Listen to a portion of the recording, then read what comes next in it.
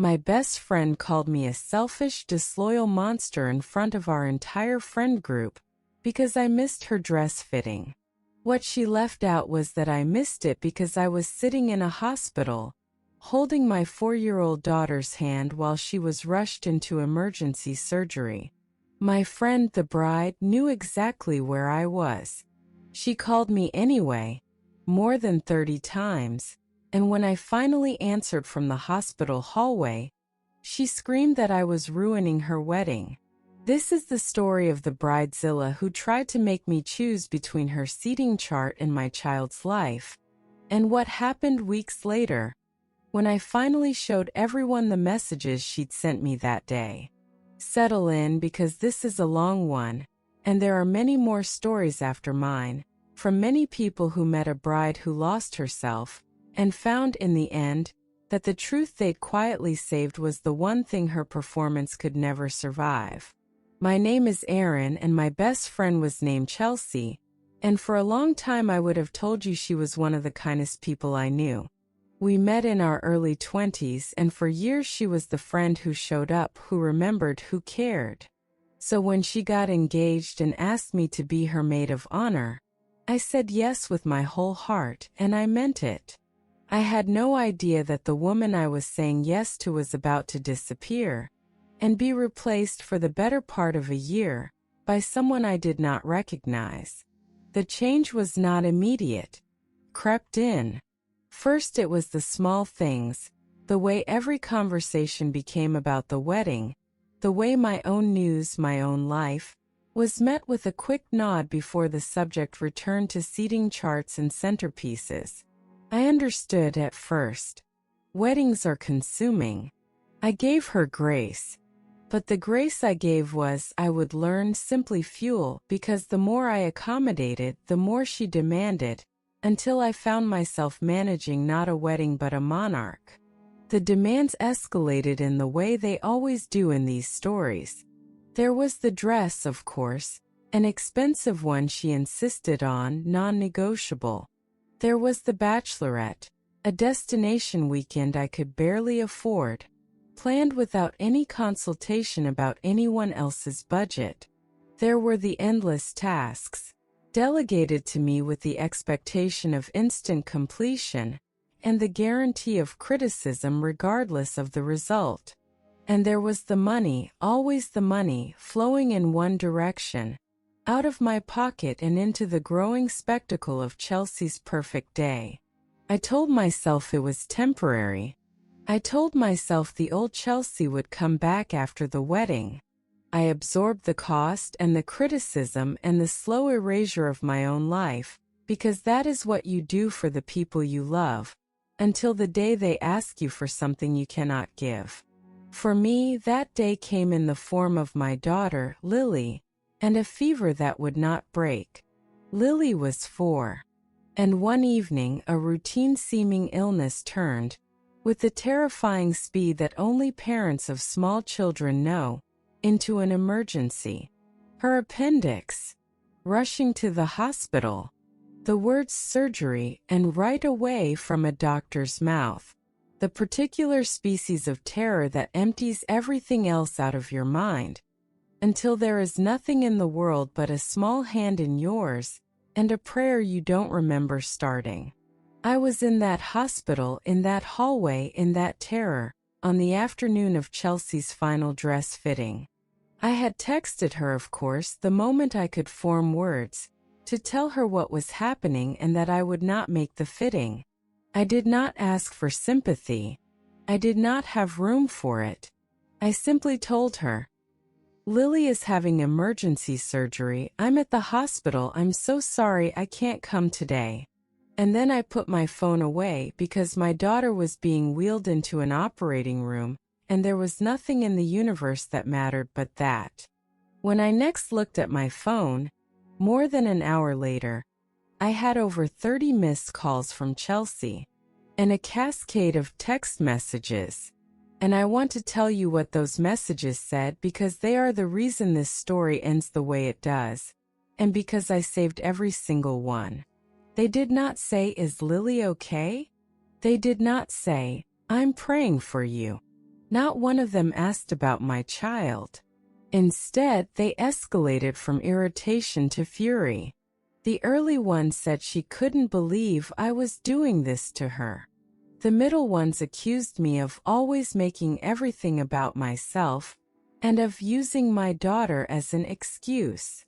And the last ones, the ones sent while I sat outside an operating room not knowing if my little girl was going to be okay, told me that I was a terrible friend, that I had ruined the fitting, that if I really cared I would find a way to be there, and that she was reconsidering whether I deserved to be in her wedding at all. I read them in that hallway, and I felt something break quietly and permanently, because there is information in a moment like that. When you are at the lowest, most frightened point of your life, and the person you have given so much to responds not with love but with rage that your crisis has inconvenienced her, you learn with total clarity exactly what you have been to her all along. Not a friend, a resource, a servant to her spectacle, and a resource that dares to have a dying child of her own is simply a resource that has failed to perform. Lily came through the surgery. She is fine now, thank God, a healthy, wild, wonderful little girl. That is the only part of this story that ever truly mattered to me. But there was an aftermath with Chelsea, and it is the reason I am telling you this.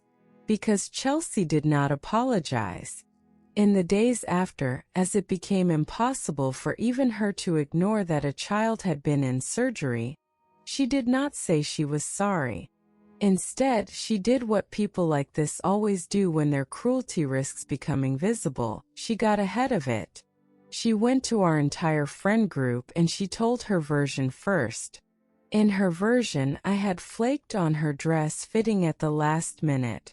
In her version, I was unreliable and selfish and had abandoned her during her wedding planning. She mentioned Lily's surgery, when she mentioned it at all, dismissively, as though it were a convenient excuse I had reached for rather than the reason I had been absent. She painted me, the maid of honor whose child had nearly died, as the disloyal friend who couldn't be bothered to show up. And it worked at first. Because Chelsea was persuasive, and because a confident story told first has a way of setting in people's minds before the truth arrives. I felt the friend group cool toward me. I got the messages gently disappointed, asking how I could do that to Chelsea during such a stressful time. I was once again being convicted in a courtroom where the only evidence was the accuser's word. For a while I said nothing because I was exhausted, and because I was still just so grateful my daughter was alive that the opinions of a friend group felt very far away. But then Chelsea escalated one final time. She sent a message to the whole group, formally announcing that she was removing me as maid of honor, given my behavior, and expressing her hurt that a friend could be so selfish and disloyal. And she did it publicly in the group chat to humiliate me, to cement her version, to complete my erasure. And that is when I decided that the truth was going to be seen. I did not rage. I did not send a long defensive message. I simply took the screenshots, the ones I had saved from that day, and I posted them in order into the group chat with a single line above them. Here are the messages Chelsea sent me while I was in the hospital hallway during Lily's emergency surgery. I'll let them speak for themselves. And then I let everyone read. They read the message where I told her Lily was going into emergency surgery. They read her reply, which did not mention Lily, but complained that I was doing this to her. They read the 30 missed calls time-stamped during the surgery. They read her telling me I was a terrible friend, that I was using my daughter as an excuse, that I had ruined her fitting, all of it time-stamped to the exact hours my 4-year-old was on an operating table. They read, in Chelsea's own words, a woman who had learned that her friend's child was in emergency surgery, and had responded with nothing but fury that it inconvenienced her wedding. The group chat went silent. If you love stories like this, follow for more. I appreciate your support. Silent. And then it changed all at once, the way these things do when the truth finally lands. Because there is no spin, no confident retelling, no wounded bride performance that can survive a time-stamped message telling a mother she's selfish for being at her child's surgery. The friends who had cooled toward me were horrified. The story Chelsea had built collapsed in the space of a few screenshots, and what was left standing was simply the truth, that I had been at my daughter's side where I belonged, and that Chelsea had raged at me for it.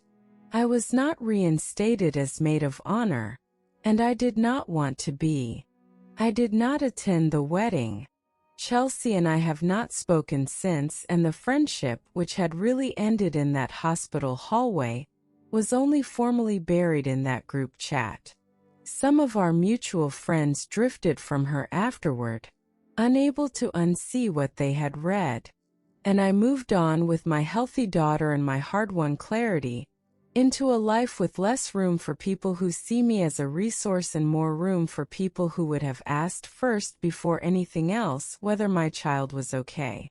The lesson I carry, and the thread that runs through every story you're about to hear, is this.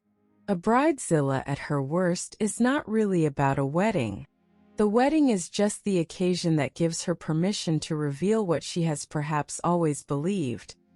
That her wants outrank your needs, that your role is to serve her moment, and that your own life, your own crises, your own children, are inconveniences to be managed rather than realities to be honored. And she counts always on one thing, that her version told confidently and first will beat your truth. She counts on your silence, your exhaustion, your reluctance to make a scene. The one thing that defeats her is the record. The saved message, the timestamp, the proof of what was actually said, kept for the day she forces your hand. I did not save those messages as a weapon. I saved them because they were so shocking I needed to look at them again to believe them.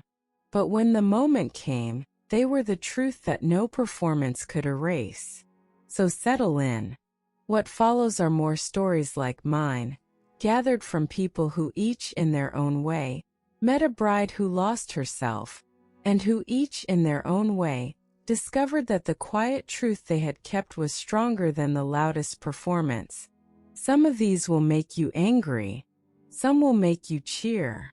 All of them, I hope, will remind you of the same thing that hospital hallway taught me, that you are allowed to have a life and needs and limits, and that no one's wedding entitles them to erase you. The first story after mine came from a woman named Danielle, whose sister, the bride, tried to turn her into an unpaid servant and financier, and learned that a spreadsheet remembers everything. Danielle's sister, Megan, upon getting engaged, seemed to decide that Danielle's entire life and bank account now belonged to the wedding. She was assigned to plan and pay for the bridal shower, the bachelorette, and to contribute heavily to the wedding itself, all framed not as requests but as her duty as a sister.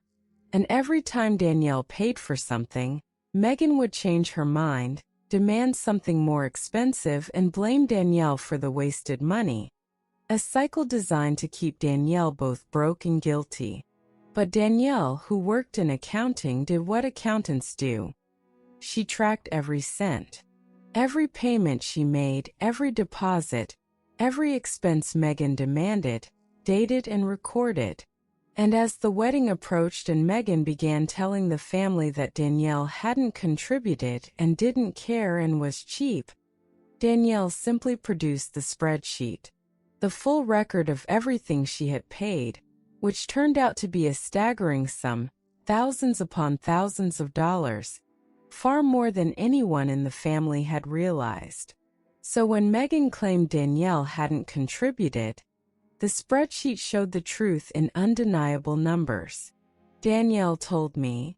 She told the whole family I was cheap and hadn't helped, while I was quietly going broke funding her wedding. But I tracked every payment. When I showed the family the total I'd actually spent, they were stunned. The numbers proved I'd given more than anyone. You can't call someone cheap when there's a spreadsheet showing thousands of dollars. Megan's accusation collapsed. The family saw who had really carried the wedding, and Danielle stopped writing checks to a sister who had mistaken her generosity for obligation. The next story came from a woman named Farah, whose friend the bride tried to control not her money but her body. Farah's friend Bianca handed her bridesmaids a set of rules that read like a military directive. Each bridesmaid was assigned a target weight to reach before the wedding, forbidden from changing their hair, required to get a specific spray tan, remove visible tattoos, and wear identical everything, all so the bridal party would look, in Bianca's words, uniform in the photos. It was an attempt to erase each woman's individuality so that nothing would distract from the bride. And Bianca demanded they agree in writing. Farah refused to sign, but she kept the document because she understood that Bianca's own written rules were the evidence. When Bianca went to the friend group and painted Farah as difficult, not a team player, and jealous for declining, Farah simply shared the actual list Bianca had distributed. The weight targets, the tattoo rules, the demand that grown women reshape their bodies for someone else's photos. Farah told me. She handed us a written list telling each of us how much weight to lose and to cover our tattoos and change our hair, then called me jealous and difficult for not signing it. But I kept the list. All I had to do was let people read what she'd actually written. Nobody thought I was the difficult one after that. The document spoke for itself, several bridesmaids withdrew, and Bianca's control collapsed under the weight of her own written demands. The next story came from a woman named Priya, whose sister the bride scheduled her wedding as a weapon. When Priya, after years of trying, finally became pregnant, her sister Anjali's reaction was not joy but competition, and within weeks Anjali had moved her wedding date to fall squarely on Priya's due date, then demanded that Priya, heavily pregnant or freshly postpartum, be there in the bridal party regardless of her doctor's advice. It was a naked attempt to overshadow Priya's pregnancy and force an impossible choice. When Priya raised the conflict, Anjali told the family that Priya was making the wedding about her pregnancy and trying to upstage the bride. But Priya wrote it all down. Her due date, confirmed in her doctor's own note, and the wedding date Anjali had deliberately chosen to collide with it.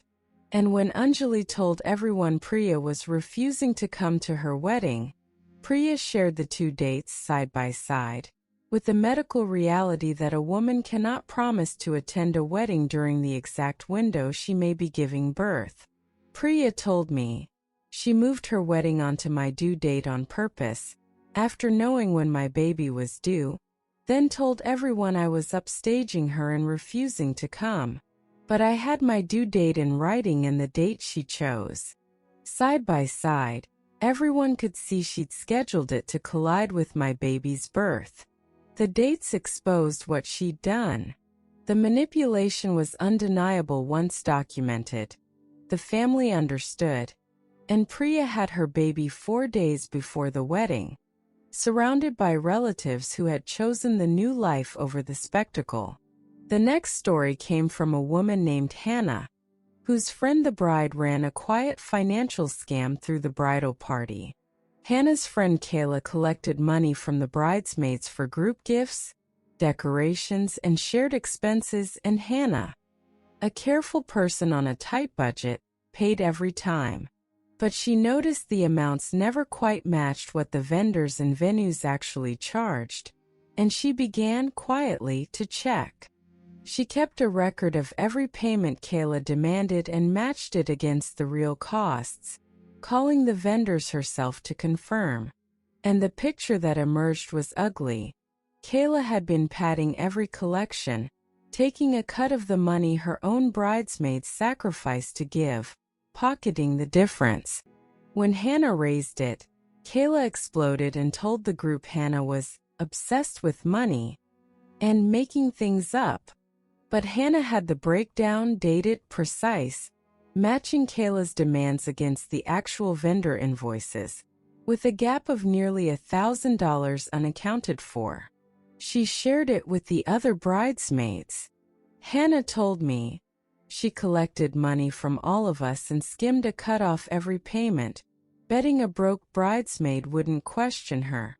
But being broke is exactly why I counted every dollar. I matched what she collected against what the vendors actually charged. The gap proved she was skimming. The receipts don't lie, even when your friend does.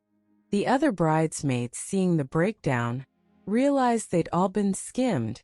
The scheme collapsed, and Kayla lost both the extra money and the friends she'd been quietly robbing. The next story came from a woman named Renata, whose sister the bride kicked her out of the wedding party but tried to keep her money. Renata had paid for the expensive dress her sister Talia chose, put down deposits for the bachelorette, and contributed heavily to the shared bridal expenses, over $1,000 in all. Then, 6 weeks before the wedding, over a trivial slight, Talia exploded and removed Renata from the bridal party entirely. And she intended to keep every dollar Renata had paid, the dress, the deposits, all of it, treating her discarded sister as a source of free funds. When Renata asked for what she was owed for the events she'd been uninvited from, Talia told the family Renata was petty and making the wedding about money. But Renata had kept every receipt, every payment dated to whom for what. The dress was in Renata's own name at the shop, so she kept it. The bachelorette deposits she'd paid directly, so she recovered her share. And for the money that had gone through Talia, Renata made clear she had full documentation should it come to a formal dispute. Renata told me, "She kicked me out of her wedding and thought she'd keep the $1,000+ I'd already paid as a parting gift. But I had every receipt. You can uninvite me from your wedding. You can't uninvite my bank records." Talia returned what she owed, because the documentation made her position indefensible, and Renata sold the dress to another bride for a tidy profit, which she called the most satisfying transaction of her life. The next story came from a woman named Carmen, a new mother whose friend the bride weaponized a baby. Carmen was breastfeeding an infant just a few months old when her friend Jessica announced a no-children wedding, which Carmen respected. Carmen simply explained that, as she was exclusively nursing a very young baby, she'd need either to bring the infant or to have somewhere to step away and feed and pump, and that if neither was possible, she might sadly have to decline being in the bridal party. Jessica refused every accommodation, told Carmen to just wean the baby early for the wedding, and when Carmen said she couldn't wean her newborn on command, Jessica told the friend group that Carmen had abandoned her and chosen to make everything about her baby. But Carmen had the entire exchange saved. Her own gracious, accommodating messages, and Jessica's cold demand that a mother stop feeding her infant for a wedding's convenience. She shared the conversation with the people now calling her selfish. Carmen told me, "She told everyone I abandoned her. But I had the texts where I bent over backwards and she told me to wean my newborn for her convenience." Once people read the actual words, they knew exactly who'd done the abandoning.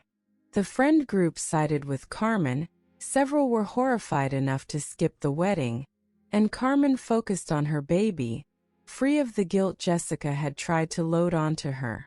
The next story came from a woman named Lauren, whose friend the bride demanded she sacrifice her career. Lauren was a bridesmaid for her friend Megan, and Lauren was also, that same season, sitting a professional licensing exam, offered only on fixed dates that would determine her entire career. She'd told Megan the exam date months in advance, and Megan had agreed to protect it.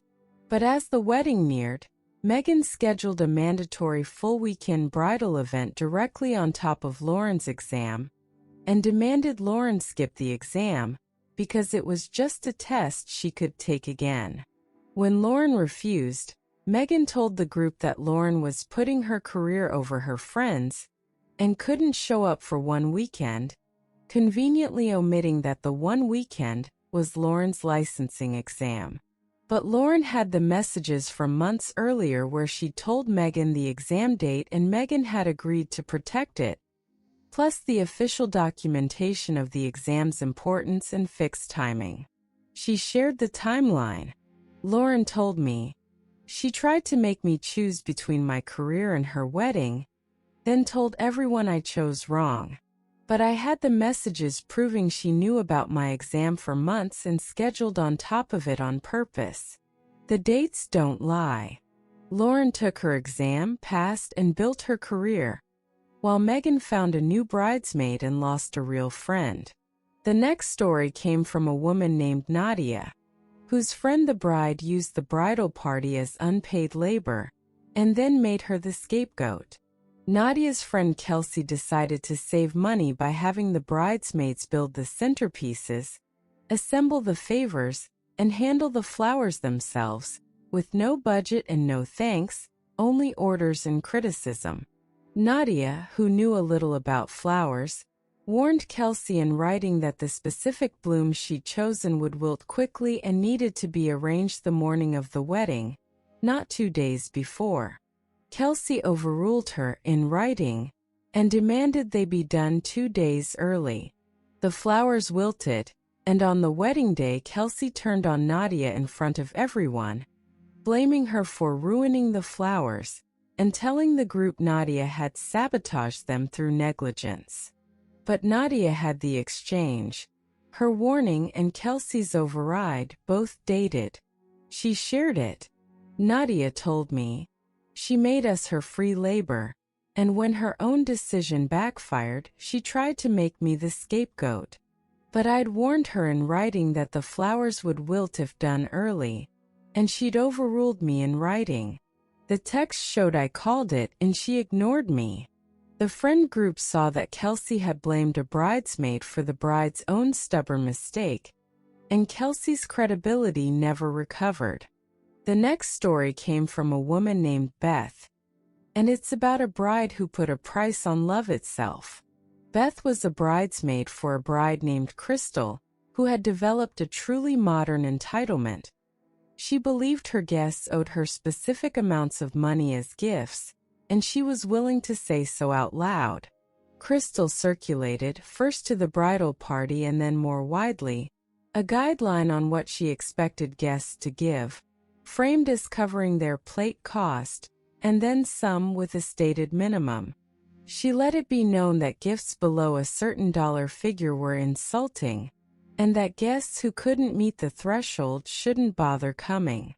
And she did not stop there. After the wedding, she actually followed up with certain guests to complain that their gifts had been too cheap, including a mutual friend, a young woman who had given what she could genuinely afford, whom Crystal mocked behind her back and threatened to confront directly. Beth found the whole thing appalling, but Crystal, when challenged by anyone, denied it all, claimed she had never said any such thing, and painted her critics as jealous people slandering a sweet bride over money. Beth had watched this pattern before, the confident denial that dares you to prove otherwise, and she had done the one thing that defeats it. She had kept the messages. Crystal had, in writing, stated the minimum gift amount she expected, called smaller gifts insulting, and suggested that guests who couldn't pay shouldn't attend. So when Crystal denied ever setting a gift minimum, and cast the friend who'd been shamed as a liar, Beth shared the actual message, in Crystal's own words, with the dollar figures right there in the text. The denial collapsed instantly, because you cannot claim you never demanded a minimum gift when the demand exists in writing with numbers in it. Beth told me, She put a price tag on being her friend in writing, and then denied it to everyone's face. All I had to do was show them the message with the dollar amount in it. Her own words ended it. The friend who'd been shamed for a cheap gift was vindicated, and Crystal became known, permanently, as the bride who billed her guests for the privilege of loving her. The next story came from a woman named Grace, whose friend the bride decided that no one else in the friend group was allowed to be happy during her engagement. Grace's friend Amber, upon getting engaged, announced, half-jokingly at first, that this was her year, and that no one in the group should get engaged, married, or pregnant until after her wedding, so that nothing would steal her spotlight. Everyone laughed it off until Grace got engaged, and discovered that Amber had not been joking at all. Amber privately messaged Grace and demanded she keep the engagement quiet, not announce it, not celebrate it, until after Amber's wedding, because a happy Grace was trying to upstage her and make the engagement season about herself. Grace, wanting peace, actually agreed to keep things low-key. But that was not enough for Amber, who then went to the friend group and told them that Grace had deliberately announced her engagement to steal attention from the wedding, inverting the truth completely. The woman who had demanded silence now accused the silent woman of shouting. But Grace had the message, the one where Amber demanded she hide her own engagement so as not to upstage the wedding. So when Amber's version, that Grace had tried to steal her spotlight, made its way around the group, Grace simply shared Amber's actual words. The demand that Grace stay silent, the accusation that a happy engagement was an act of sabotage. Grace told me, she forbade me from being happy during her wedding year, and when I got engaged anyway and kept it quiet like she asked, she told everyone I tried to upstage her. The message where she ordered me to hide it proved who was really making it a contest. The group read the truth in Amber's own hand, and Grace celebrated her engagement properly, with the friends who mattered, while Amber's attempt to own an entire year of everyone's lives collapsed under the weight of her own demand. The next story came from a woman named Dana, whose bride tried to script her into a weapon. Dana was maid of honor for a bride named Lindsay, who demanded approval over Dana's toast, which is not unusual in itself, except that Lindsay's edits kept pushing the speech in a strange and ugly direction. Lindsay was feuding with the groom's family, and she wanted Dana to insert little jabs at them, disguised as jokes, and deliver them during the toast, so that Lindsay could attack her in-laws through her maid of honor's mouth while keeping her own hands clean. Dana refused to insult the groom's family in her speech, and instead gave a warm, funny, kind toast of her own writing. Lindsay was enraged and afterward told people that Dana had gone rogue, had ruined the toast, had embarrassed her on purpose by ignoring the plan. But Dana had the message history. Lindsay's edits, the demanded insults toward the groom's family, and Dana's declining to weaponize her toast. So when Lindsay claimed Dana had sabotaged the speech, Dana shared the exchange, showing that what Lindsay called sabotage was simply Dana refusing to insult the groom's own family at their wedding. Dana told me, she wanted me to use my toast to attack the groom's side, and when I gave a nice speech instead, she said I ruined it. But the text showed she told me to insert insults and I'd said no. Everyone understood I hadn't gone rogue. I'd refused to be her weapon. The groom's family, when they eventually learned what Dana had declined to do, were quietly grateful to her forever, and Lindsay's attempt to launder her cruelty through her maid of honor was exposed in her own words. The next story came from a woman named Priyanka, whose friend the bride turned her wedding into a money pit for everyone but herself. Priyanka's friend Sabrina planned a destination wedding, and then changed the destination twice, each time after the bridesmaids had already paid for flights and rooms.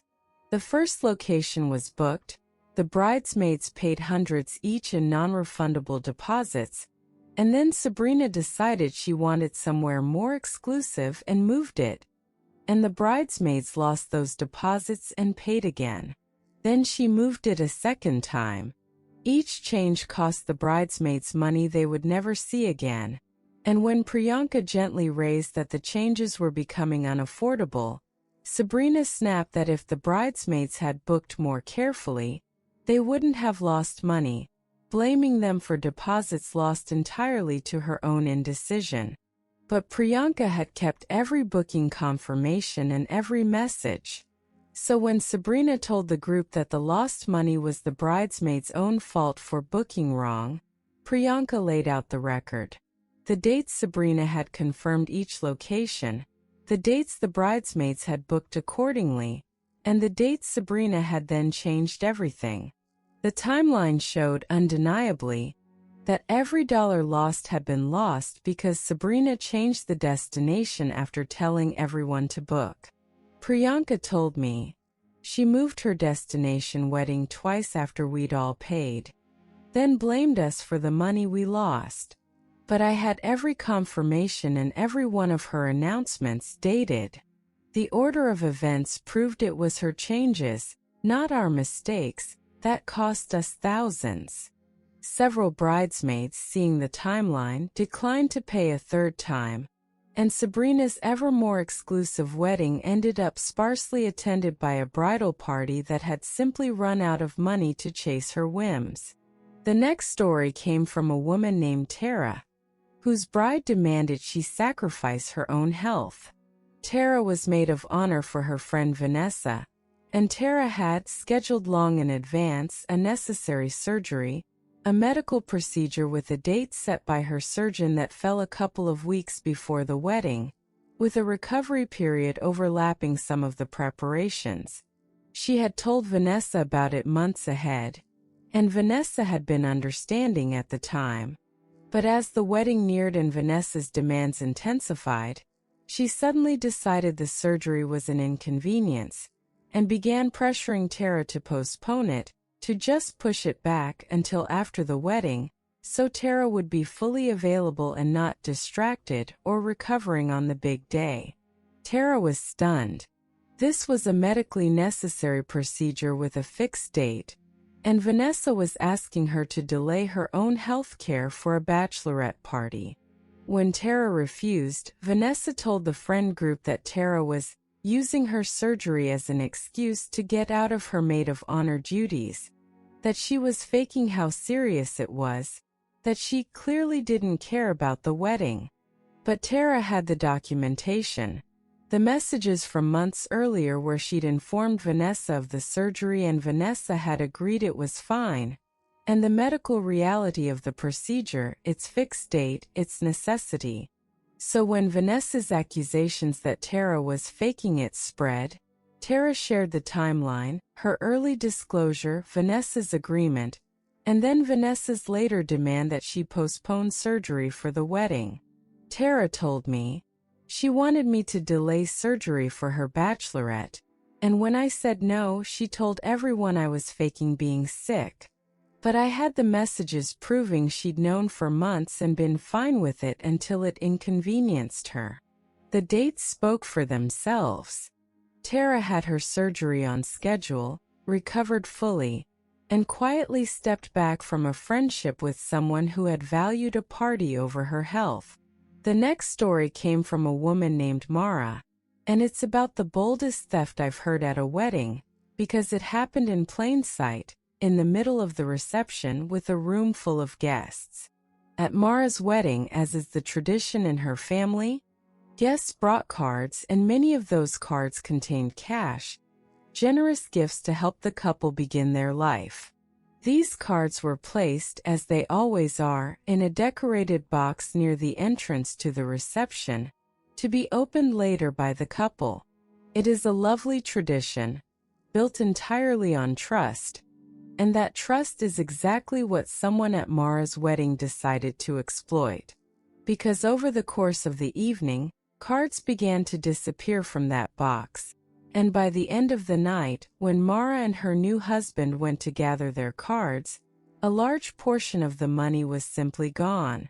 At first it seemed impossible to solve a crowded reception, a box anyone could approach, no way to know who had taken what. But Mara had done two quiet, smart things. First, she had kept a gift log, the way many families do, with guests noting or the couple later recording who had given what, so thank you notes could be written, and enough guests had mentioned their gifts that Mara had a strong record of roughly how much should have been in that box. And second, the venue had security cameras, including one with a clear view of the entrance where the gift box sat. When Mara realized how much was missing, she did not accuse anyone in the heat of the moment. The next day, she went to the venue and asked to review the footage. And it told the whole story.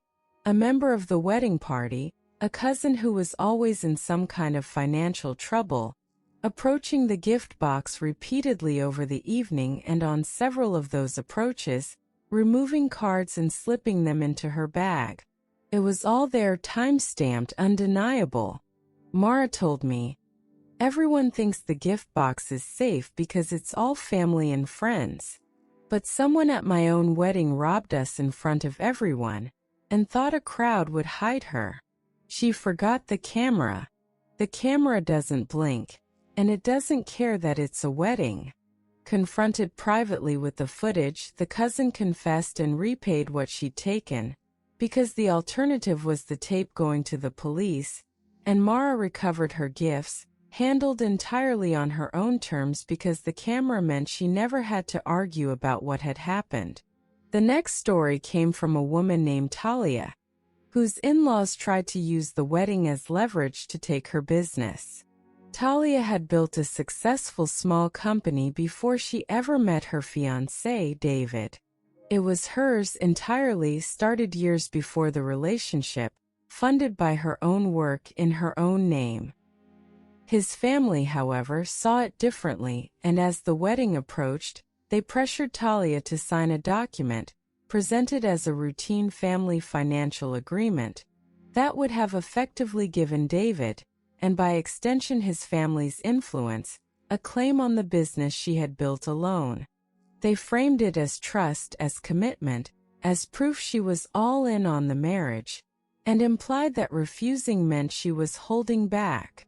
It was emotional pressure dressed up as paperwork, timed for the exact moment a bride is most vulnerable to being told she isn't committed enough. But Talia was a business owner, and business owners read documents. She responded not with an emotional fight but with her own records.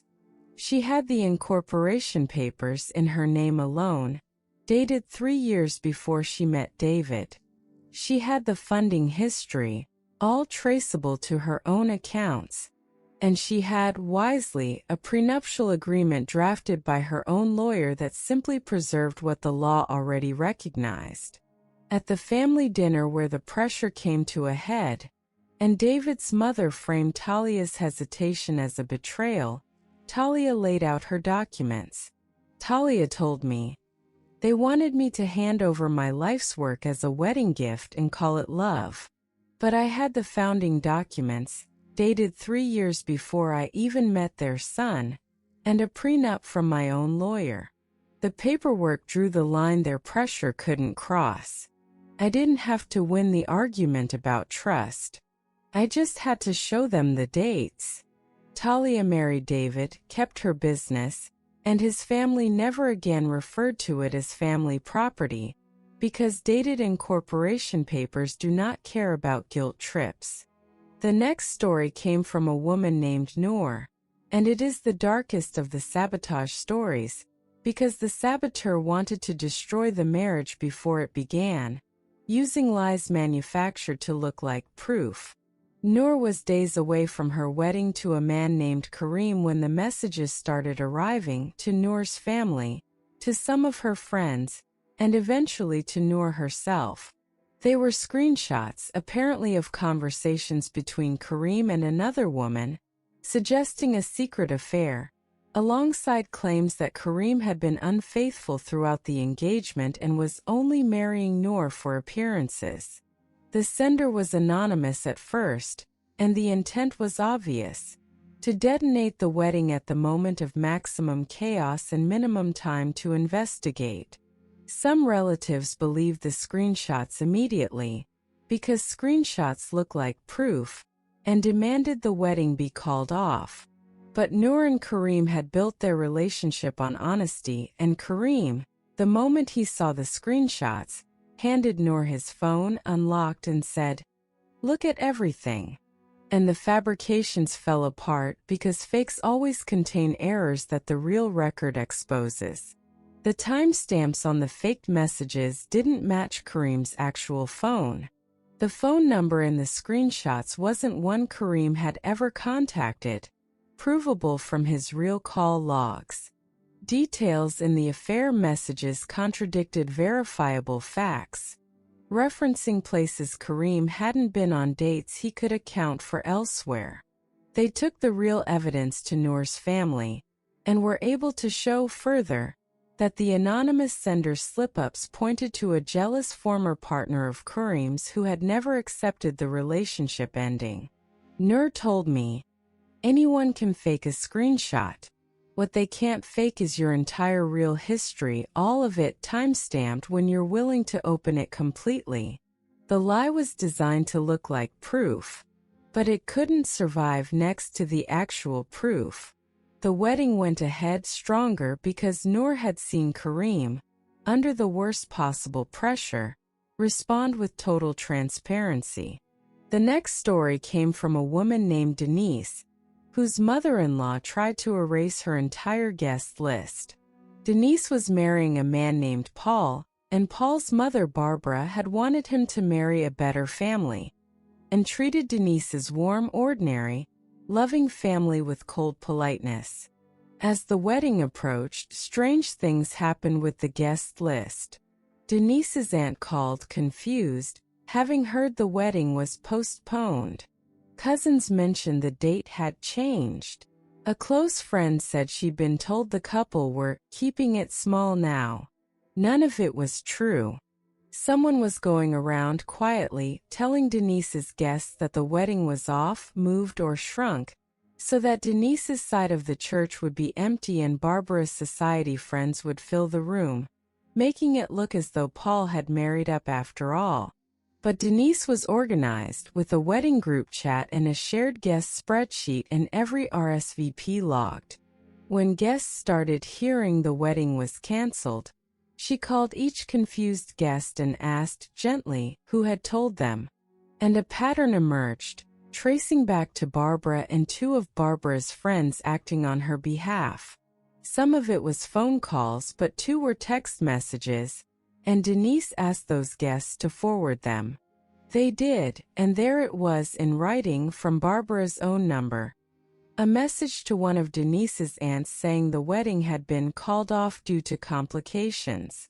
Denise forwarded the evidence to Paul, just Paul, and let him see in his mother's own words exactly what she'd done. Denise told me, "She tried to erase my whole family from my wedding, but she put it in writing. And once it's in writing, it's not your word against theirs anymore. It's just the truth and them." Paul confronted his mother himself. The couple personally re-invited every misled guest.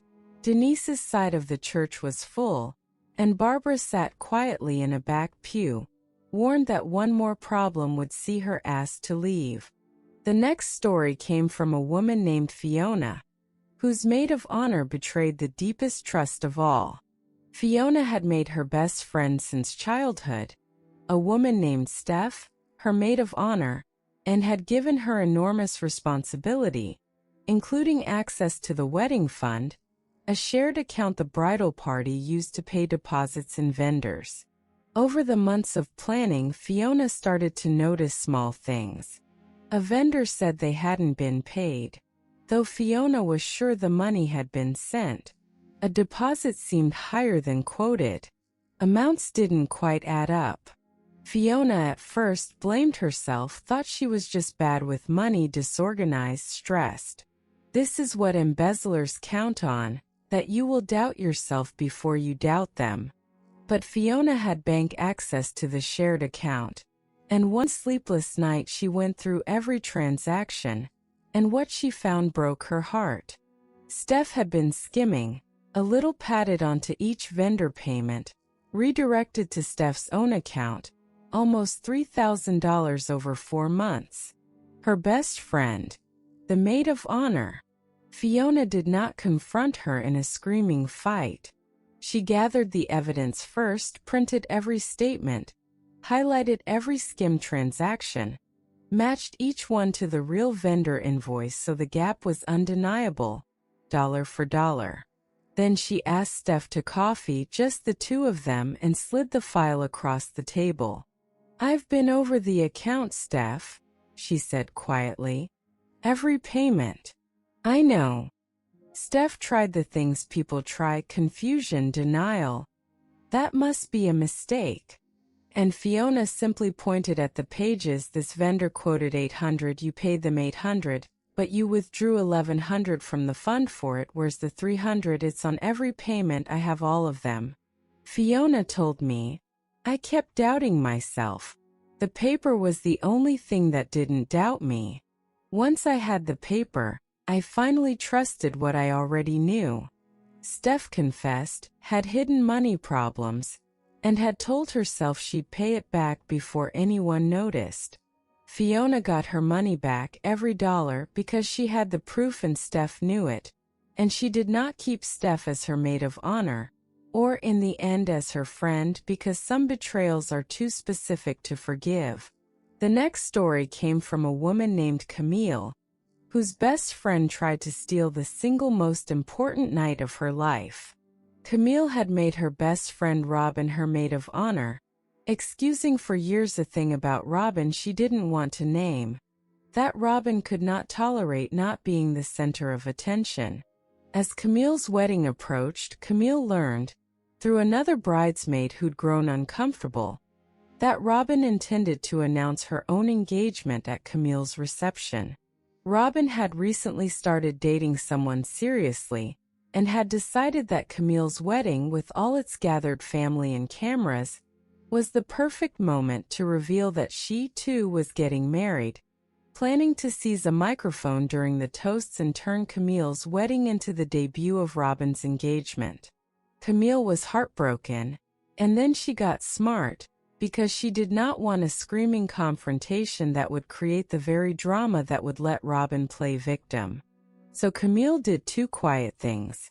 First, she asked the bridesmaid who told her to save any texts where Robin had discussed the plan, and the bridesmaid forwarded a message where Robin had written, in her own words, about announcing her engagement during the toasts because everyone will already be there. Camille now had proof.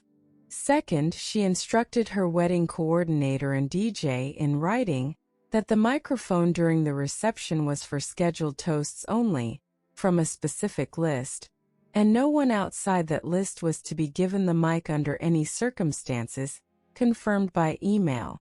Then she gave Robin a chance, met her for coffee and asked gently whether she was planning to announce her engagement at the reception, and Robin lied to her face and said of course not. At the reception, Robin rose during the toasts and headed for the microphone, and the DJ, per Camille's written instruction, simply did not hand it over. Camille told me she wanted my night, and the only reason she didn't get it is that I found out in time, and I wrote down the rule before she could break it. I didn't fight her. I just closed the door before she walked through it. Robin's hijacking never happened, because the stage had been locked before she ever reached for it. The next story came from a woman named Alina, and it is the boldest theft attempt of all, because the villain tried to steal not the venue or the money, but the groom himself on the wedding day. The villain was the groom Tom's ex-girlfriend, Jessica, who had never accepted that Tom had moved on and had spent the engagement quietly trying to worm her way back in, staying friends with Tom's family, showing up at events, sending messages that were just a little too warm. Tom, to his credit, kept Alina in the loop and kept his distance. But Jessica had a plan for the wedding day. Just before the ceremony, she intended to tell Tom, and anyone who would listen, that she and Tom had reconnected in secret, that he wasn't sure about the marriage, and that Alina deserved to know the truth before she walked down the aisle. It was a lie designed to detonate at the moment it would cause the most damage. But here is what Jessica did not know. Every one of those warm messages she had been sending Tom had screenshotted and shared with Alina from the very beginning, because he and Alina had agreed early on to keep no secrets about Jessica, precisely because they knew what she was. So Alina had a complete, dated record of every message Jessica had ever sent Tom, and every one of Tom's polite, distant, loyal replies. When Jessica made her move on the wedding day, cornering a bridesmaid with her tearful story, it reached Alina within minutes, and Alina, in her wedding dress, did not panic. She walked over to Jessica, calm as still water, and took out her phone. "You've been telling people you and Tom reconnected," she said. "I have every message you've sent him for the last year. Here's you in March. Here's Tom telling you he's engaged and asking you to stop. There's no reconnection here, Jessica. Would you like to leave on your own? Or should I read these out loud to the room?" Alina told me, "Jessica thought she could rewrite our story on the one day it mattered most. But you can't rewrite a story that's already saved. We'd written it down as it happened. All I had to do was show her the pages." Jessica left. Alina married Tom that afternoon, and the story the guests took home was of a bride so certain that a saboteur simply bounced off her. The next story came from a woman named Esme, whose relative tried to erase her honeymoon out of spite. Esme had an aunt who had always been jealous and competitive, the kind of relative who couldn't stand to see anyone else have a happy occasion. As Esme's wedding approached, small things went wrong and then a big thing. Esme discovered a couple of weeks before the wedding that the couple's honeymoon booking, an expensive package they had paid for, had apparently been canceled. When Esme called the travel company in a panic, they told her the reservation had been canceled by phone. Esme had made no such call, and neither had her fiancé. Someone had contacted the company, pretending to be authorized, and canceled their honeymoon out of spite. But Esme was organized, and this is what saved her. She had every confirmation email from the original booking, with the reservation details, the dates, the amounts paid. And when she pressed the travel company, calmly with her documentation in hand, they were able to look at the record of the cancellation, when the call had come in and the details the caller had provided. Working with the company, and armed with her own proof that she was the legitimate account holder, Esme established that the cancellation had been made fraudulently by someone not authorized, and the timing and details pointed clearly to her aunt, who had let slip to another relative a comment about how Esme didn't deserve such a fancy trip. Esme told me, "She thought she could just erase my honeymoon with one phone call. But I had every confirmation email from the day we booked it. The proof that it was real is what let me get it back. She could cancel a reservation. She couldn't erase the record that it existed." The booking was reinstated. Esme and her husband took their honeymoon exactly as planned, and the aunt, exposed by the paper trail, was quietly excluded from the wedding she had tried to spoil. The next story came from a woman named Renee, whose future mother-in-law hijacked the wedding she wasn't even paying for. Renee and her fiancé James were paying for their own wedding, saved by the two of them. But James's mother, Carol, operated on the belief that because it was her son's wedding, It was, by extension, hers to control while someone else paid. Carol began making changes without asking. She called the caterer and adjusted the menu to her preferences, adding expensive dishes. She contacted the florist and upgraded the arrangements. She invited 40 of her own friends and simply added them to the count. And every one of these changes cost money, Renee and James's money, quietly running up their bill as Carol redesigned their wedding into her fantasy.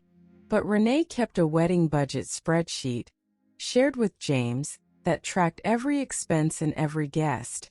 And as Carol's adjustments came in, Renee noticed the numbers moving. She called the caterer and found the additions, called the florist and found the upgrades, checked the guest count and found 40 strangers. At the family dinner where wedding plans were discussed, Carol announced grandly that she had taken care of some details and that the wedding would be truly spectacular, then turned to Renee and said with a little laugh, "I hope you two budgeted properly because a wedding like this isn't cheap." And Renee smiled and pulled out the spreadsheet. Renee told me she wanted the wedding of her dreams on my dime and call it love. So I just showed her the dime. The menu additions for 1,000. The flower upgrades 2,000. The 40 guests she added 4,800. $11,000 she'd added to a wedding we were paying for. Then I asked if she was covering it since they were her choices. Turns out she didn't want it so badly once she had to pay for it. Carol backed off, every change was reversed, and the couple had the wedding they'd planned and paid for because there is no argument against a spreadsheet. The next story came from a woman named Sophie, whose fellow bride ran a whisper campaign to sabotage her wedding. Sophie was planning her own wedding when she found herself the target of a bride named Brittany, a mutual acquaintance whose wedding was a few weeks before Sophie's, and who could not bear to share a wedding season. Brittany began spreading rumors in their shared social circle that Sophie's wedding was falling apart, that the venue had canceled, that Sophie and her fiancé were having problems. She contacted, under a friendly guise, some of the vendors Sophie was using and tried to plant doubt. She told mutual friends that Sophie had copied her wedding ideas, casting Sophie as a jealous imitator. It was a coordinated campaign to shrink Sophie's wedding so Brittany's would shine by comparison.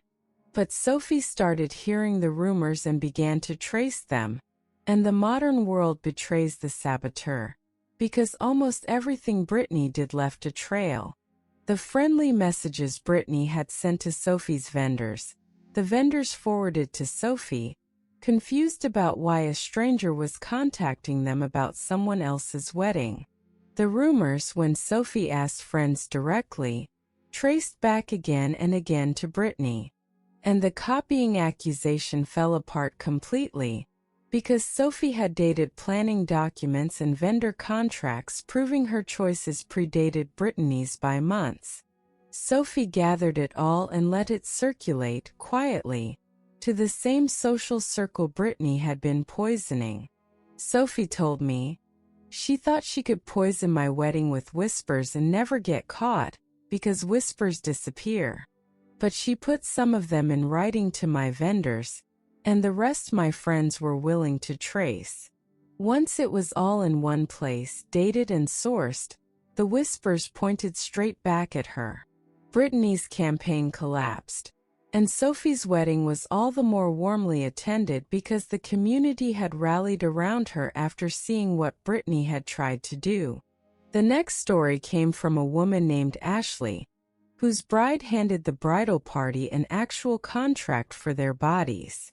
The bride, Bianca's cousin in spirit if not in fact, was named Kelly, and she presented her bridesmaids with a bridesmaid agreement, a document listing rules for being in her wedding. The rules were breathtaking. Bridesmaids were required to reach a specified weight, forbidden from cutting or coloring their hair without approval, required to remove or cover all tattoos, ditch their glasses for contacts, get specific cosmetic treatments at their own expense, and maintain a tan. The document framed all of this as necessary so the bridal party would look cohesive, which is to say, so that no bridesmaid would look like herself. And it demanded signatures. Most bridesmaids signed. Ashley did not, but she kept the contract, understanding that the document itself was the evidence. When Ashley declined to sign, Kelly did exactly as predicted, painting Ashley to the friend group as selfish, difficult, jealous, unwilling to support the bride.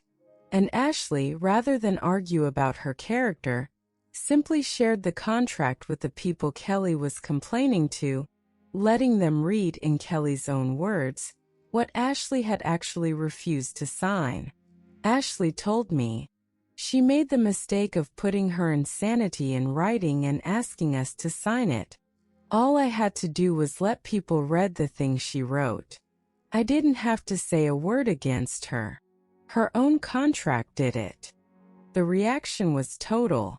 Several bridesmaids dropped out, the friend group was appalled, and Kelly's wedding photos featured a much smaller bridal party, all of whom notably wore their own faces. The next story came from a woman named Diane, whose sister the bride tried to steal the spotlight from a moment that had nothing to do with weddings at all. When Diane, months before her sister Michelle's wedding, happily announced she was pregnant with her first child after years of trying, Michelle's reaction was cold silence, followed within a week by an announcement of her own, that her wedding would be moved up to a date that happened to fall right when Diane was due, and that Diane was expected to be there, heavily pregnant or freshly postpartum, in the wedding party, regardless of her doctor's advice. When Diane gently raised the conflict, Michelle unleashed the playbook. Diane was making the pregnancy about herself, trying to upstage the wedding with a baby, selfish for not guaranteeing she'd be there.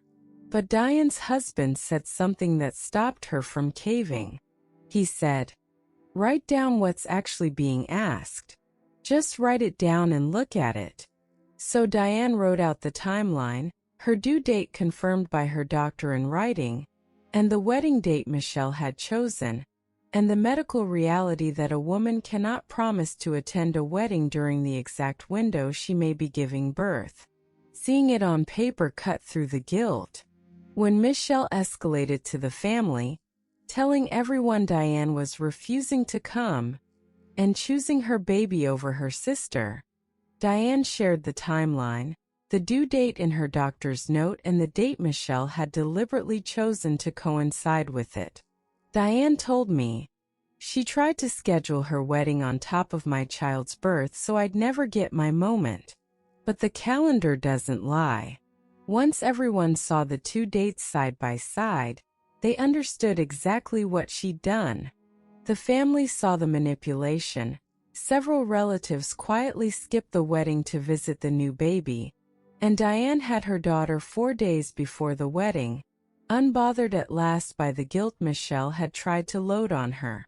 The next story came from a woman named Yasmin, whose friend the bride demanded she end her own relationship. Yasmin was a bridesmaid for her friend Chloe, and Chloe had decided that Yasmin's boyfriend didn't fit the aesthetic of the wedding and the photos, and that Yasmin should either not bring him or, preferably, break up with him before the wedding so as not to distract from the couple. It sounds too absurd to be real, but Chloe was serious, framing it as Yasmin needing to prioritize the wedding. And when Yasmin refused to end a happy relationship for a seating chart, Chloe told the friend group that Yasmin was difficult, not committed to the wedding, and making everything about her love life. But Yasmin had the messages. Chloe's actual demand that she not bring or even break up with her boyfriend so he wouldn't distract from the wedding.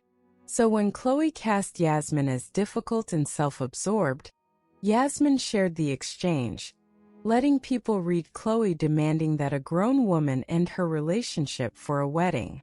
Yasmin told me, She wanted me to dump my boyfriend so he wouldn't ruin her photos, and when I said no, she told everyone I was difficult and obsessed with my love life. But I had the texts where she literally told me to break up with him or not bring him. Her own words showed who was actually being absurd. The friend group was stunned. Yasmin kept her boyfriend, who is now her husband, and Chloe's demand became the story people told about her wedding instead of anything about the wedding itself. The next story came from a woman named Bridget, whose sister the bride booked the very venue Bridget had already reserved. Bridget had gotten engaged first, and had put down a non-refundable deposit on a beautiful venue for a date she'd chosen. Her sister Whitney, engaged shortly after, decided she wanted that same venue and that same weekend, and when she learned it was taken, went to the family claiming that as the younger sister who'd waited so long, she deserved the venue more, and that Bridget was being selfish by refusing to move her wedding so Whitney could have the date. The family, who had always indulged Whitney, pressured Bridget to give up her venue and date for her sister. But Bridget had the signed contract and the dated, non-refundable deposit, proving she had reserved the venue first, months before Whitney was even engaged. So when Whitney claimed she deserved the venue and that Bridget was being selfish, Bridget produced the contract and the deposit date. Bridget told me, "My sister wanted the venue and date I'd already booked, and told the family I was selfish for not giving it up. But I had the signed contract and the deposit, dated months before she got engaged. The venue was mine in writing first. The family couldn't argue with the contract. Bridget kept her venue, Whitney found another, and the family learned that deserving something has no power against a signed reservation." The next story came from a woman named Colette, whose mother-in-law wore white and tried to give a speech claiming Colette had trapped her son. Colette's mother-in-law, Brenda, could not stand that the wedding was about Colette, and made a series of moves to take it over. She wore white uninvited to overshadow the bride. She inserted herself into every photo, and most audaciously, she gave an unrequested speech at the reception that, under the guise of welcoming Colette to the family, implied that Colette had trapped Brenda's son, that the marriage was a mistake, that Brenda had concerns. She humiliated the bride at her own wedding while smiling. But Colette, sensing Brenda might pull something, had asked the videographer to capture everything, especially the speeches. So when Brenda later denied that her speech had been hostile, claiming she'd only been warm and welcoming, and that Colette was imagining the insult, Colette had the video, the recording of the actual speech, with its real words and real tone. Colette told me, "She wore white to my wedding and gave a speech implying I trapped her son, humiliating me on my own day. Then she claimed she'd only been welcoming and I was imagining it. But I'd asked the videographer to record everything. The video showed exactly what she said and how she said it. She couldn't deny it when it was on tape. The recording preserved the truth, and Brenda's attempt to rewrite her cruelty as warmth collapsed against the footage." The next story came from a woman named Priscilla, whose father-in-law pocketed the couple's wedding gifts. At Priscilla's large traditional wedding, guests gave generous cash gifts, as is the custom, meant to help the couple start their life, adding up to a significant sum. Priscilla's father-in-law, Gregory, appointed himself the keeper of the money, collecting the envelopes and cards at the reception for safekeeping. Afterward, when Priscilla and her husband asked for the money to put toward their first home, Gregory became evasive, said it would be managed by the family, invested wisely, was too much for a young couple to handle, and eventually claimed it was simply gone, spent on wedding costs he had never actually paid. He had collected the couple's gifts and kept them, but Priscilla had kept a record of every gift, sitting with a notebook and recording each guest and each amount as the cards were opened, before Gregory ever collected anything, so that thank you notes could be written. She had the complete list. So at a family gathering with the relatives who had given those very gifts present, Priscilla thanked everyone for their generosity, read the total, and said Gregory had offered to keep it safe, and they'd been told it was now gone, and asked in front of everyone who had given it, where their wedding gifts had gone. Priscilla told me, "He thought because he held the envelopes he held the money, but I held the list. And the list is what the family believed, because I wrote it down while they watched me do it.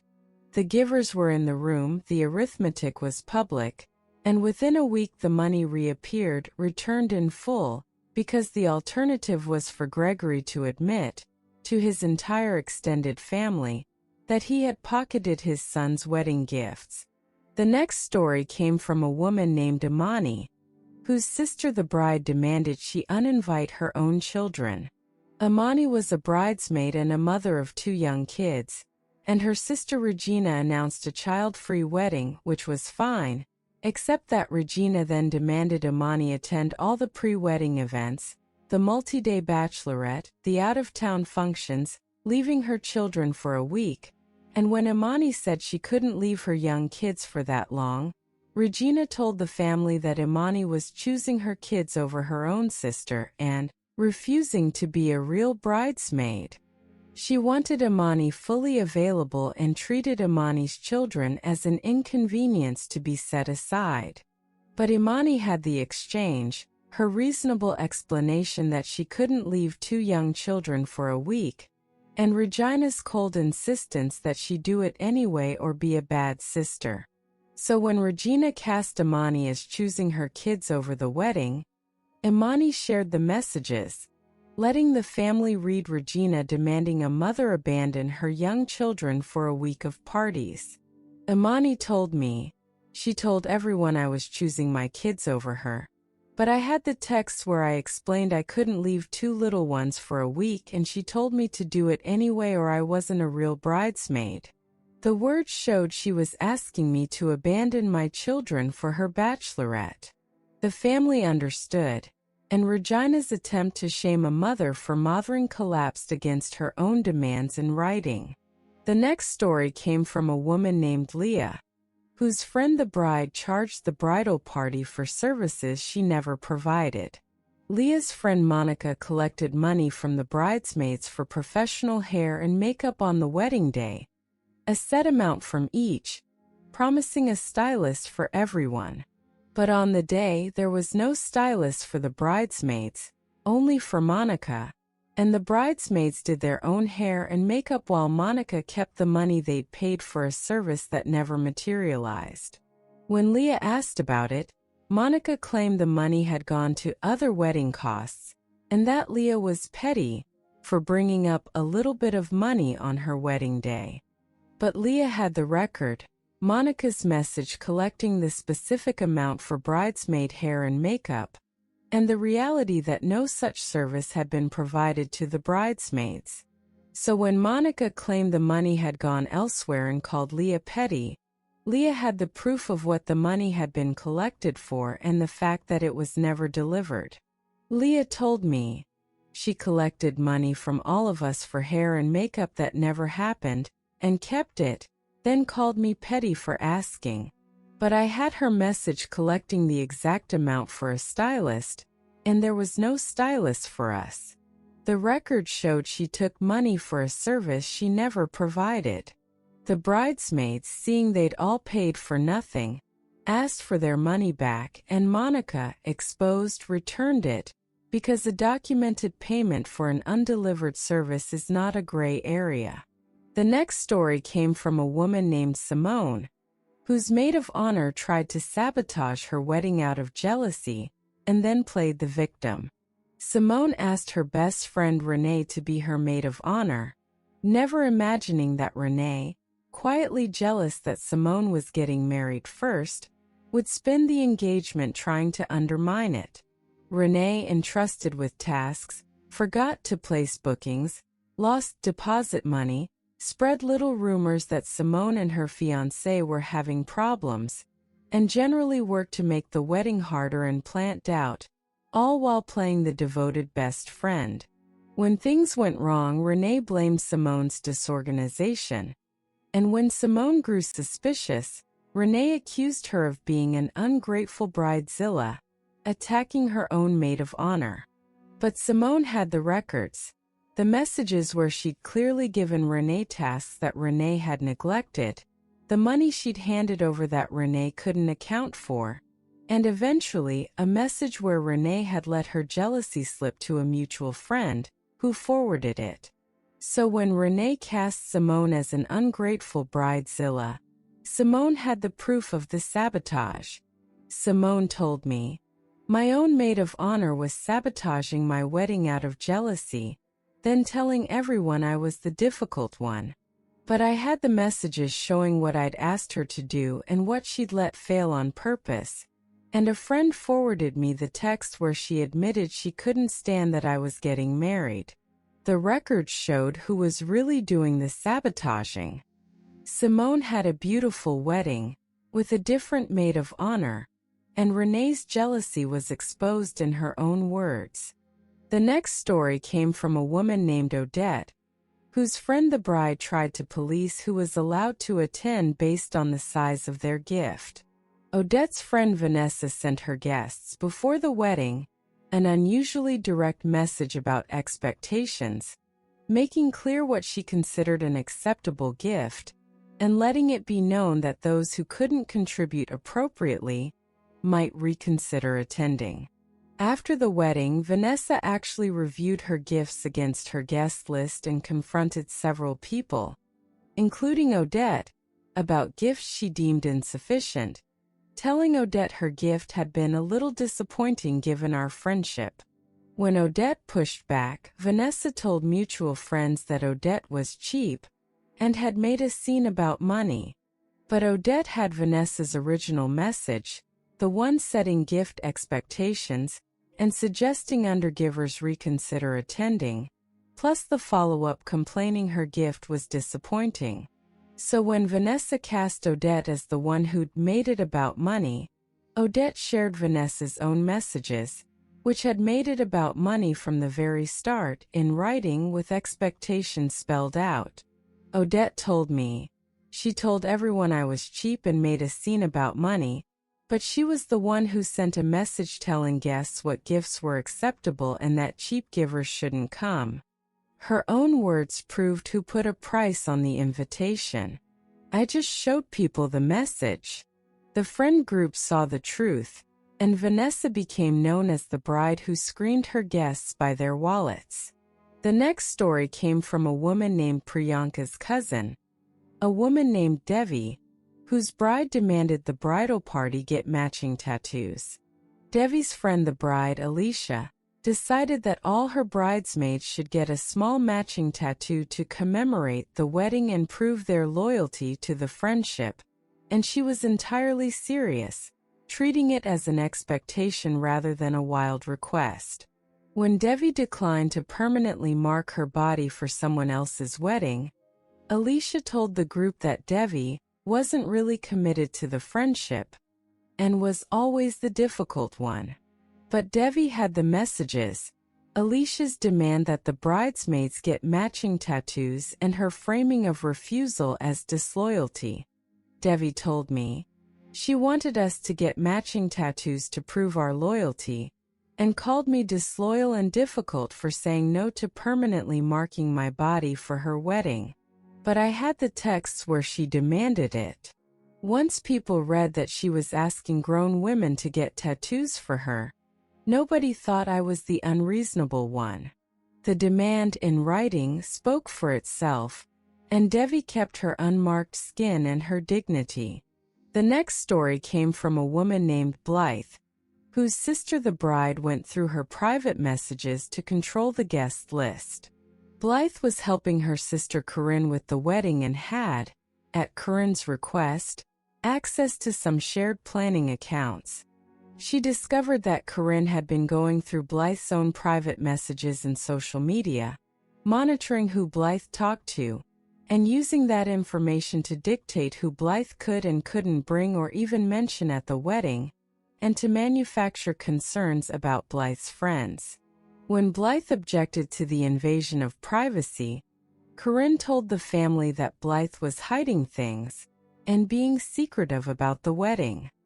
But Blythe had evidence of the snooping, the traces of Corinne accessing her private messages, the specific private details Corinne had referenced that she could only have gotten by reading them. So when Corinne claimed Blythe was hiding things, Blythe was able to show that the real issue was Corinne reading her private messages without permission. Blythe told me, "She went through my private messages to control who I could bring and talk to. And when I objected, she told the family I was being secretive and hiding things. But I could show she'd access my private messages because she referenced things she could only have read there. The evidence showed she was the one violating privacy, not me hiding anything." The family understood, and Corinne's snooping was exposed as the real invasion. The next story came from a woman named Genevieve, whose future sister-in-law tried to have her removed from the wedding party for getting pregnant. Genevieve was a bridesmaid for her fiancé's sister, and when Genevieve happily announced she was expecting, the bride, rather than celebrate, was furious that a pregnant bridesmaid would distract from the wedding and ruin the aesthetic of the photos, and demanded that Genevieve either not show her pregnancy or step down. When Genevieve, hurt, declined to hide her pregnancy or leave the party, the bride told the family that Genevieve had made the wedding about herself and used her pregnancy for attention. But Genevieve had the messages.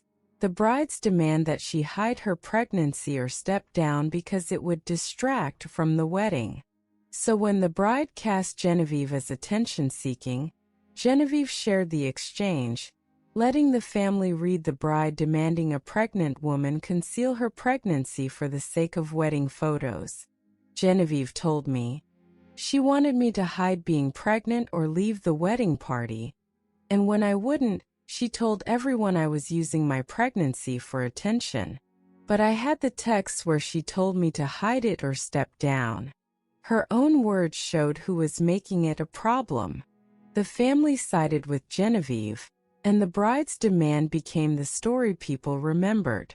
The next story came from a woman named Harriet, whose friend the bride demanded guests follow a strict dress code and turned away those who didn't comply. Harriet's friend the bride, Celeste, issued an extremely specific dress code for guests, exact colors, styles, even accessories, and made clear that anyone who didn't comply wouldn't be admitted. At the wedding, Celeste actually had guests who'd made small deviations turned away or publicly corrected, humiliating people who had traveled and dressed up for her day. When some guests were upset, Celeste told everyone that those guests had been disrespectful and refused to follow simple instructions. But Harriet had Celeste's original dress code message, with its rigid requirements and threat of exclusion, and accounts from the guests who'd been turned away. So when Celeste cast the excluded guests as disrespectful, Harriet had the proof of just how extreme and controlling the requirements had been. Harriet told me, she turned guests away for tiny deviations from an insane dress code, then said they were disrespectful and wouldn't follow simple instructions. But I had her original message showing how rigid and threatening the dress code was. Her own words showed she'd set people up to fail and then humiliated them. The truth circulated, and Celeste's reputation as a gracious host did not survive her own dress code message. The next story came from a woman named Winnie, whose bride demanded she dye her hair. Winnie had distinctive red hair, and her friend the bride, Paige, decided it clashed with the wedding palette and demanded Winnie dye it a different color for the wedding, treating a woman's natural hair as an accessory to be adjusted. When Winnie refused to dye her hair for someone else's wedding, Paige told the friend group that Winnie was selfish and couldn't do one small thing for the bride. But Winnie had the message: Paige's demand that she dye her natural hair because it clashed with the palette. Winnie told me, she told everyone I was selfish for not doing one small thing, but the one small thing was dyeing my natural hair a different color for her wedding. I had the text where she demanded it. Once people saw she wanted me to dye my hair to match her flowers, they understood who was being unreasonable. Winnie kept her red hair, and Paige's demand became a cautionary tale. The next story came from a woman named Constance, whose bride returned guests' gifts she deemed wrong and demanded replacements.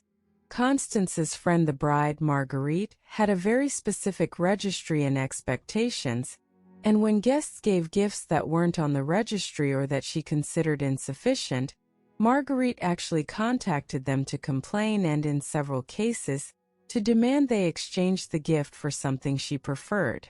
She did this to Constance, messaging her that the thoughtful, personal gift Constance had chosen was not really what we wanted, and asking her to return it for something on the registry.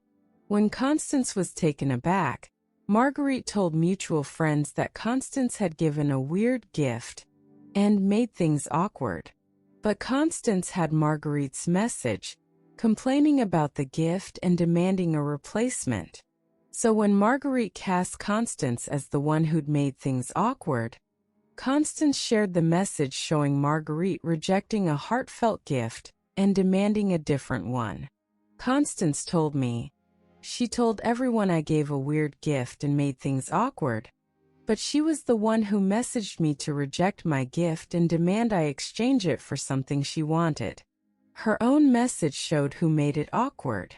I just let people read it. The friend group was appalled, and Marguerite became known as the bride who returned her guests' gifts. The next story came from a woman named Adiz, whose bride charged an upfront bridesmaid fee. Adiz's friend, the bride Whitney, informed her bridesmaids that being in the wedding required a flat participation fee of several $100s each, paid upfront on top of the dress and all other costs, supposedly to cover bridesmaid expenses, though no accounting was ever provided. When Adiz asked what the fee covered, Whitney became defensive and told the group that Adiz was questioning her and making the wedding stressful. But Adiz had the message stating the flat fee with no breakdown, and she simply asked in front of the group for an accounting of what the fee paid for, which Whitney could not provide. Adiz told me, she charged us a flat fee just to be bridesmaids, hundreds of dollars with no explanation of what it covered, and called me difficult for asking. But I had her message demanding the fee, and when I asked what it paid for, she had no answer. The lack of any accounting showed it was just a cash grab. Several bridesmaids declined to pay a fee for nothing, and Whitney's scheme collapsed under a simple request for a receipt. The next story came from a woman named Rosalind, whose bride demanded the maid of honor postpone her own wedding. Rosalind was engaged, with her own wedding a few months after her friend Tabitha's, when Tabitha, as maid of honor's bride, demanded that Rosalind postpone her own wedding so that it wouldn't compete with or distract from Tabitha's, insisting Rosalind should be fully focused on Tabitha's day. When Rosalind refused to move her own wedding, Tabitha told the group that Rosalind was trying to steal her thunder by getting married in the same season and was a selfish maid of honor. But Rosalind had the messages where Tabitha demanded she postpone her own wedding. Rosalind told me, she wanted me to postpone my own wedding so it wouldn't distract from hers, and when I said no, she told everyone I was stealing her thunder. But I had the texts where she told me to move my wedding for her. Her own words showed she expected me to put my life on hold for her day. Rosalind kept her date, and Tabitha's demand exposed her entitlement in her own words. The next story came from a woman named Adeline, whose bride demanded the bridal party sign a non-disclosure agreement, and then blamed her for a leak. Adeline's friend the bride, Serafina, obsessed with controlling the wedding's image, actually had her bridal party sign an agreement not to post anything or share any details. And when a photo from the bachelorette appeared online, Serafina accused Adeline of leaking it and violating the agreement, telling the group Adeline was untrustworthy. But Adeline had not posted the photo, and she had the metadata and the record showing the photo had actually come from Serafina's own account. So when Serafina blamed Adeline, Adeline was able to show that the leak had come from the bride herself. Adeline told me, "She made us sign an NDA for her wedding, then accused me of leaking a photo and being untrustworthy. But the photo came from her own account and I could prove it. The record showed she leaked it herself and blamed me. Her own account was the source." The truth exposed Serafina's false accusation, and the NDA became a punchline. The next story came from a woman named Delphine, whose bride demanded every bridesmaid match a theme down to the smallest detail, and then charged them for the failures. Delphine's friend the bride, Marisol, required her bridesmaids to match an elaborate theme, specific everything, and when a bridesmaid's item wasn't an exact match, Marisol demanded they buy the correct version at their own expense repeatedly, running up costs as her requirements shifted. When Delphine questioned the endless required purchases, Marisol told the group Delphine was not a team player. But Delphine had documented every shifting requirement and every forced repurchase, showing that the costs kept rising because Marisol kept changing the theme. Delphine told me, "She kept changing the required items and making us rebuy them to match her shifting theme, then called me difficult for questioning it. But I documented every requirement and every repurchase. The record showed the costs kept rising because she kept changing her mind, not because we failed. The pattern proved it."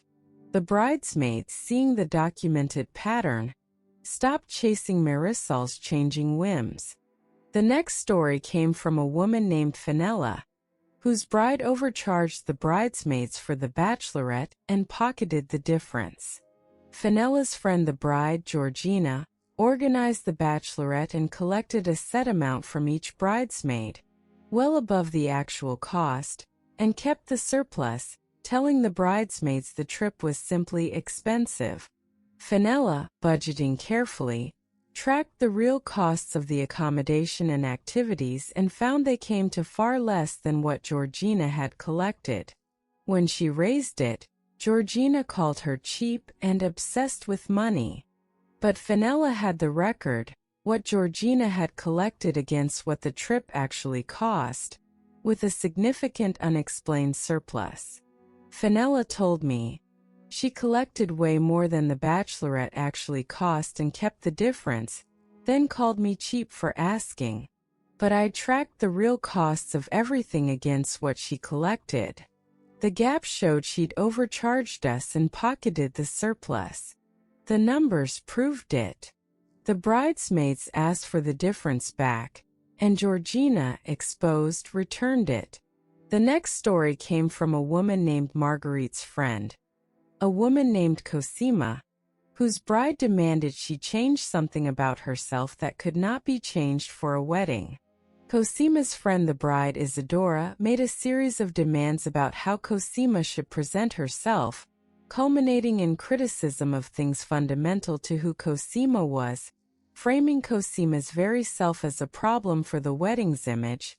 And when Cosima declined to erase herself, Isadora told the group Cosima was difficult and wouldn't cooperate.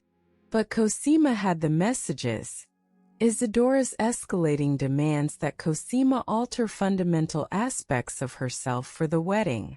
Cosima told me, "She kept demanding I change basic things about who I am for her wedding's image, and called me difficult for refusing. But I had the messages showing what she was actually asking me to erase about myself. Her own words showed she wanted me to stop being me for her photos. The friend group saw the truth, and Cosima kept herself, which was never really the bride's to edit. The next story came from a woman named Wilhelmina, whose bride demanded guests not photograph the wedding, then accused an innocent guest of selling photos. Her friend the bride, Anthea, forbade all guest photography, hiring exclusive rights to her own photographer, and when a few candid photos surfaced among friends, Anthea accused Wilhelmina of selling wedding photos and profiting off her day, a bizarre and damaging accusation. But Wilhelmina had taken and shared no photos, and could show the candid images had come from another guest who'd simply sent them privately to friends, with no sale involved. Wilhelmina told me, she accused me of selling photos of her wedding like I was running some operation when I'd taken none. I could show I hadn't shared anything and the photos came from someone else's private group. The accusation was invented, and the record showed I wasn't the source. The false accusation collapsed, and Anthea's paranoia became the memorable part of her day.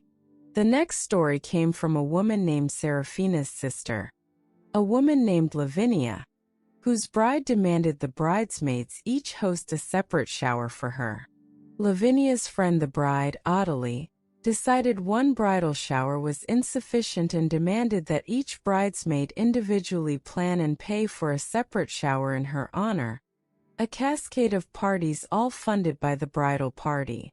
When Lavinia said she couldn't afford to host a solo shower on top of everything else, Ottilie told the group Lavinia didn't care enough to celebrate her. But Lavinia had the message where Ottilie demanded each bridesmaid host her own separate shower. Lavinia told me she wanted each of us to throw and pay for a separate shower just for her, and called me uncaring for saying I couldn't afford my own solo party for her. But I had the text demanding it.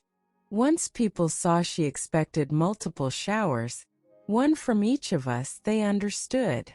The demand in writing exposed the entitlement, and the cascade of showers never happened. The next story came from a woman named Theodora, whose bride tried to control what job the bridesmaids could take. Theodora had a demanding new job opportunity that would require some travel around the time of her friend Millicent's wedding, and when she mentioned it, Millicent actually pressured her to turn it down or delay it so she'd be fully available for wedding preparations, treating a bridesmaid's career as subordinate to the wedding. When Theodora took the job anyway, Millicent told the group Theodora had chosen work over friendship. But Theodora had the messages where Millicent pressured her to turn down a career opportunity for the wedding. Theodora told me she actually wanted me to turn down a job for her wedding preparations, and when I took it, she said I chose work over friendship. But I had the texts where she pressured me to give up a career opportunity. Her own words showed she expected me to sacrifice my job for her wedding. Theodora kept her job, and Millicent's demand became a lesson in perspective. The next story came from a woman named Georgiana, whose bride demanded a refund of a gift after a falling out. Georgiana had given her friend the bride, Arabella, a generous and expensive wedding gift. Months after the wedding, the two had a falling out, and Arabella, in her anger, actually demanded that Georgiana take back nothing, but instead insisted Georgiana still owed her more, claiming the gift had been less than expected, and that Georgiana should make up the difference. When Georgiana refused this bizarre demand, Arabella told mutual friends Georgiana had been cheap at the wedding. But Georgiana had the record of the substantial gift she'd actually given, and Arabella's after-the-fact message demanding more. Georgiana told me, after we fell out, she claimed my wedding gift had been too small and I owed her more money, then told everyone I'd been cheap.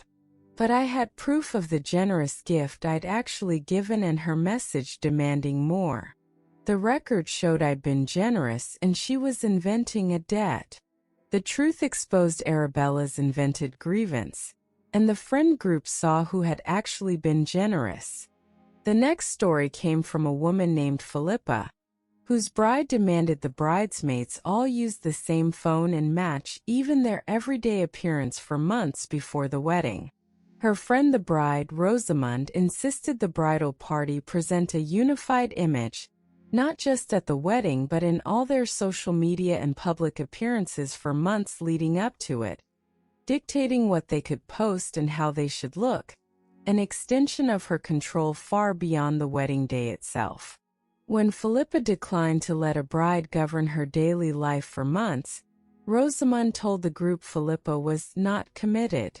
But Philippa had the messages laying out these sweeping demands over her personal life and social media. Philippa told me she wanted to control how we looked and what we posted for months before the wedding, our whole public image, and called me uncommitted for refusing. But I had the messages showing she was trying to run my daily life. Her own words showed how far the control went. The demand exposed itself, and Philippa reclaimed her own life. The next story came from a woman named Beatrix, whose sister the bride tried to claim their late mother's wedding dress that had been left to Beatrix. Their mother had left her wedding dress specifically to Beatrix, the elder daughter, a treasured heirloom.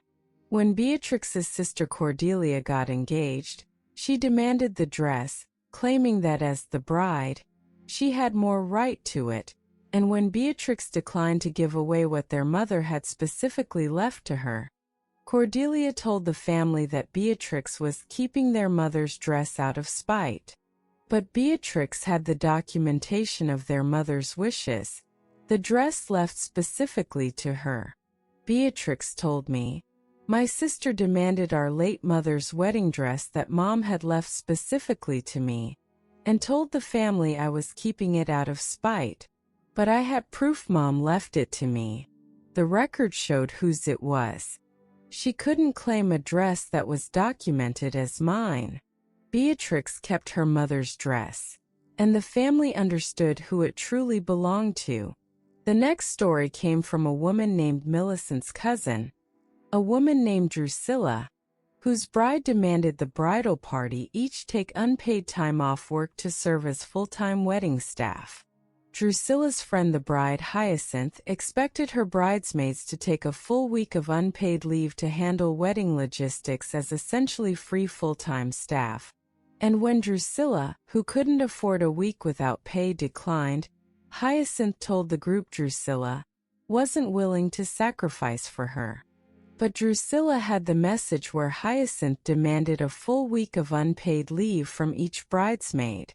Drusilla told me she expected each of us to take a week of unpaid leave to work her wedding like free staff, and called me unwilling to sacrifice when I said I couldn't afford it. But I had the text demanding it. Once people saw she wanted us to lose a week's pay to be her unpaid workers, they understood. The demand, documented, spoke for itself. There is a thread that runs through every one of these stories, mine and all the others, and it is worth naming as we come to the end of this long journey through weddings gone wrong. A bridezilla at her worst is not really about flowers or seating charts or the color of the napkins.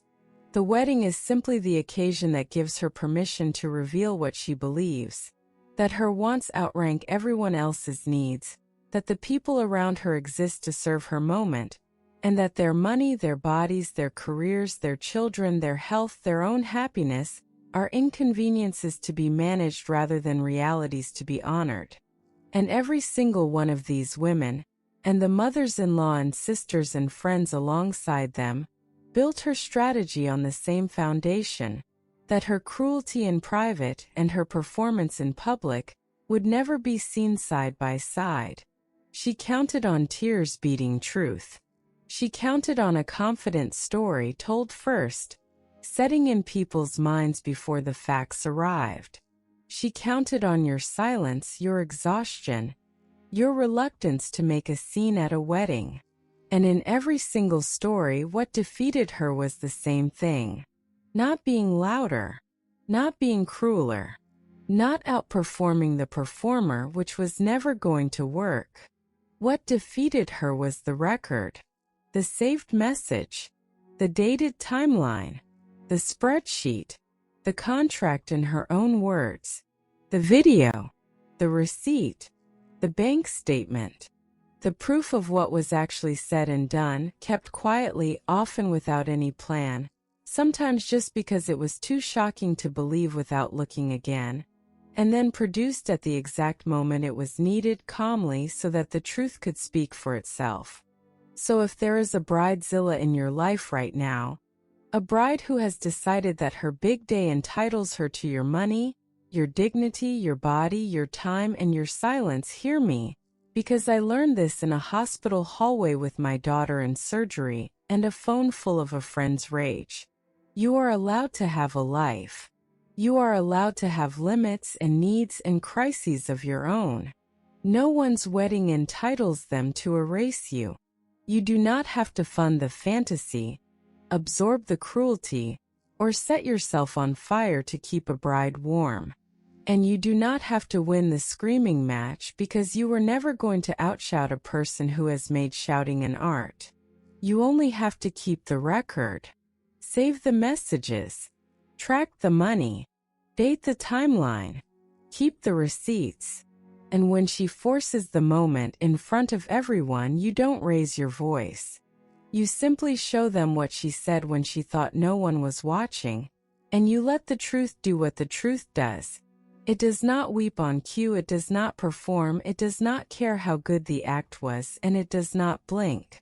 Thank you for staying with me through all of these, mine and Danielle's and Farah's and Priya's and Hannah's and Renata's and Carmen's and Lauren's and Nadia's and Beth's and Grace's and Dana's and Priyanka's and Tara's and Mara's and Talia's and Nour's and Denise's and Fiona's and Camille's and Alina's and Esme's and Renee's and Sophie's and Ashley's and Diane's and Yasmin's and Bridget's and Colette's and Priscilla's and Amani's and Leah's and Simone's. Every one of them met a bride or a mother-in-law or a sister or a friend who had lost herself to a single day, and every one of them found that the quiet truth they had kept was stronger than the loudest performance. If you are planning a wedding or standing beside someone at theirs, remember that a real bride wants you there, not in debt, not in tears, not in fear. Keep your receipts, keep your dignity, and never light yourself on fire to keep a bridezilla warm. Take care of yourself and sleep well.